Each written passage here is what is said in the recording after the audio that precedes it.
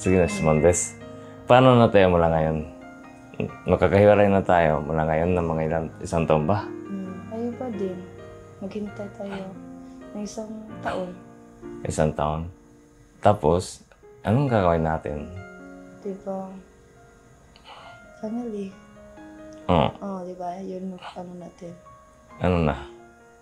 Pamilya. Magkaibigan? Hindi! Family. Tapos, anong gagawin natin? Ano pa ba? Making baby. Ha? Naging baby? Tapos, ano pa?